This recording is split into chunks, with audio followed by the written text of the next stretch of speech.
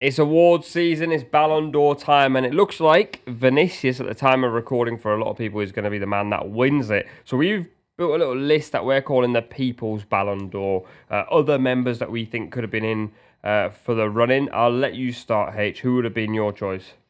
It's difficult because there's a fair few names on here that I think you could put in contention. But I'm going to go with Danny Carvajal, and I think it's very difficult for a defender to win the Ballon d'Or. It's very difficult for a fullback to win the Ballon d'Or, probably even more so. But to win the Champions League, making it his 6th Champions League title, to win the Euros with Spain as well in the summer, I just think it's the ultimate season for someone who's been one of the ultimate pros. I don't think he will win it because I don't think players in his position will ever get that kind of recognition. But I certainly think he's up there in terms of achievements. You win the Champions League, you win the Euros. I mean, what more can you do? True. I think I had an opinion at a certain point in the tournament that had Germany won it, Toni Kroos would have won it for the story. So I think Carvajal, for the story, I agree, probably would be a nice person to win it. But I think Vinicius would be fuming if you lost out to Carvajal. Who's your option? It's a tough one. My option is Jude Bellingham. Kweku, don't. Yeah, I know that people's minds have been. I don't know what has happened to people in terms of their perception of Jude Bellingham. But is it because he had poor Euros? It's because I've never seen a player who can be as anonymous as Jude Bellingham is for long periods in a game, get the level of credit that he gets. Yeah, but then he goes out and pulls out an overhead kick in the last minute of the game, or he goes and gives the assist in the Champions League final. I think Jude Bellingham, the narrative behind him winning the Ballon d'Or slowed down towards the back end of last season. I don't think the Euros helped him. Let's not forget that Vinicius had an absolute stinker at the Copa America. Yeah, he did. And he's going to win the Ballon d'Or. So Jude Bellingham did actually score a couple of goals for England and was very integral to an England side that made it all the way to the final. Did he get the assist for Cole Palmer as well in the final? Yes, he did, because that's Jude Bellingham, and that's what he does. And so, for me, for a player like that, to go from Borussia Dortmund to Real Madrid and immediately be their best player and the best team in the world, I think that says a lot about his character.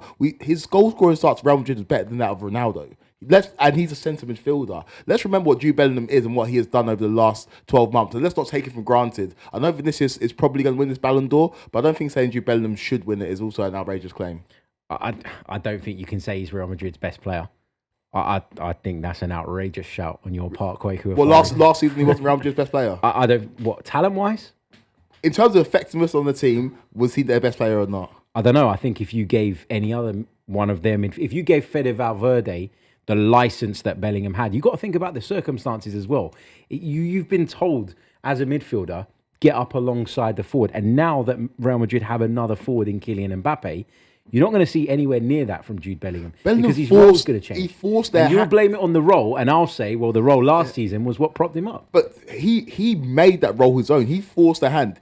Ancelotti had no intentions of playing him in that position. He came in and showed I can score goals. They were like, yeah, go and score us the goals and go and drag us in the period of the season where Vinicius is struggling, where we haven't got a striker who can put the ball in the back of the net consistently. Who scored the winning goals in the El Clasicos, the games that we were talking about before? Jude Bellingham. To score a goal in the home leg or the home tie and the away tie of an El Clasico suggests that this is a player that was very integral to his side last season. Again, scored one of the best goals at Euros and got the assist in the Euros final and got the assist in the Champions League final. But all of a sudden, Jude Bellingham's not this amazing player. I don't get it. I think you're focusing in on, especially with the Euros talk, you're focusing in on one moment. You're focusing in on that one goal when outside of that, he was abysmal. Scored the goal for... Wasn't the only one, Serbia but he was really good. poor. He was good in the Serbia game, got the goal in the Serbia game, and got the assist in the final. Oh, so you're saying on the basis of his output, you would have him there? Last season, we were judging Jude Bellingham on output. And so, yes. But this season, he's going to be judged on something completely different. And the brilliance of Jude Bellingham is that he can do those things. Like Valverde couldn't dream of scoring 20 goals. Jude Bellingham can do that when asked to, but that's not what his job is. He's a brilliant player. I would actually count Valverde probably could, to be fair. He's one of the most well-rounded players. But... conversation for another day. My person in this debate would be Rodri. I think he can do everything everyone's talking about. And he did also win the Euros, won the Premier League. City were unbeaten for an extreme long period. And you can see how important he is to the team when he's missing because they're a completely different side. I don't know where or at what point he wasn't in the conversation. I feel like we were having conversations about him. And then there came a point where everyone moved to Carvajal and Jude Bellingham. How did that happen? Well, I knew that you were going to pick Rodri, which is why I didn't say it. Like, he would have been my number one pick as well because he is he is what you call a top tier midfield player. And Jude Bellingham doesn't stand up against him, not to go back to that debate. But Rodri is the pinnacle of what a midfielder should be right now in terms of all-round ability. He can get forward and score big goals. We've seen that time and time again. Defensively, gives Manchester City so much.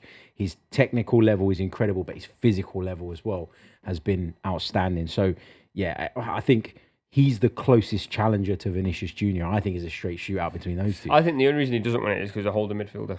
Exactly. And I'm so sorry. And this is not to denigrate or don't do it, Kweku. Any defensive players, but we watch football for the goals, man. Like, if it would be an indictment of where football is right now if a CDM wins the Ballon d'Or. I wouldn't like it. Let me ask you a question then. Go on.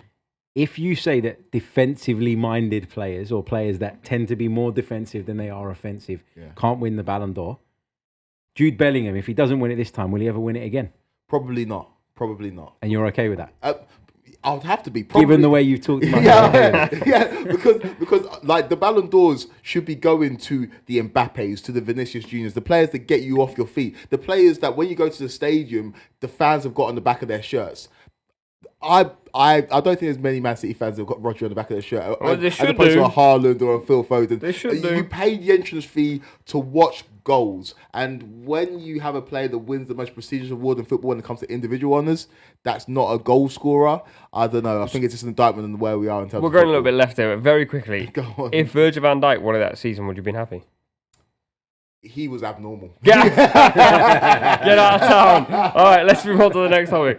The other topic we've got is players that maybe are a little bit, I don't want to say not elite, because all these players are really elite, but players that are never going to be on this list and that we thought had really good seasons. H, I'll start with you. Who's your man?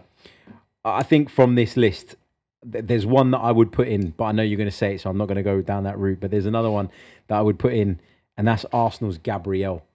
I think he's been outstanding for Arsenal for the best part of 2.5, 3 seasons now. And the problem that he has is that all the focus is on William Saliba because he's a bit more aesthetically pleasing in terms of the way he plays the game.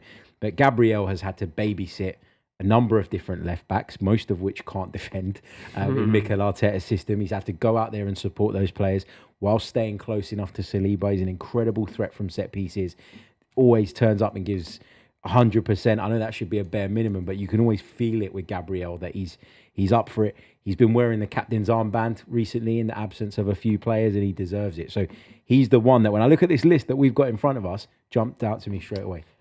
I've gone with Granit Xhaka, which you could have, you didn't even need to put him on either of these two lists, and I went with Granit Xhaka. Shock, he's going Granit Xhaka. Brother, they went unbeaten last season. They won the league after years and years of being nicknamed Neverkusen, and he was an integral part of that team, and he scored some incredible goals. I hate judging players actually by that and going, if you don't think he's very good, he scored loads of goals. He was just an outstanding player for him, and he was key to them getting all that success last year. Before I give my answer, who do you prefer, Granit Xhaka or Gundogan, in terms of your favourite players? Because you love them both. What kind of debate is this? Yeah.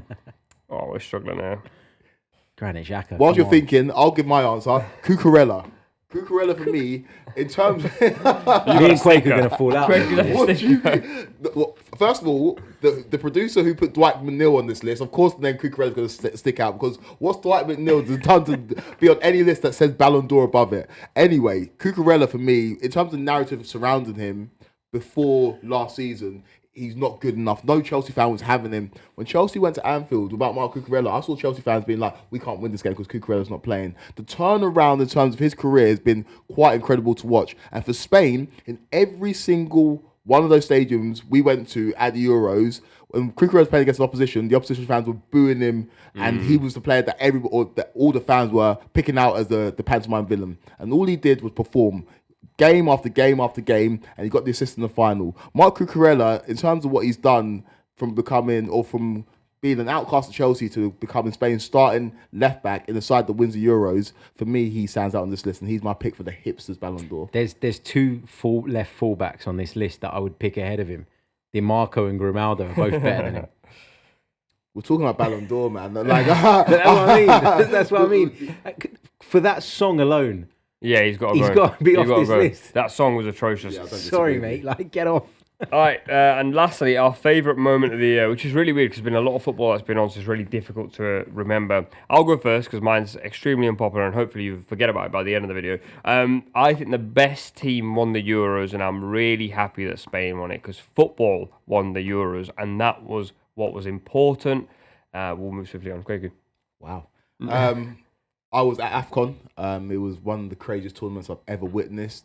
And Ivory Coast winning that tournament in the way they won it, having lost 4-1 in their final group game, sacking the manager midway through the tournament, MSV coming in and winning that for his home nation. And Sebastian Haller scoring the winning goal after everything that he's gone through against Nigeria, who are Ghana's ops. That was my favourite moment of football this year.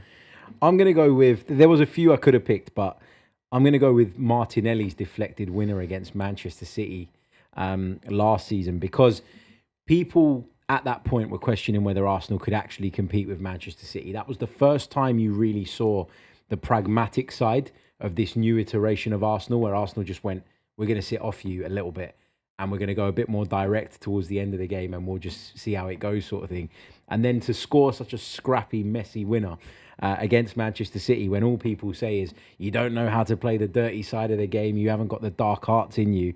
I mean, fast forward a year and that's all everybody talks about, but it was the beginning of Arsenal, I think, showing a new face. So interesting. Didn't win the league. Favourite moment was beating the team that won the league.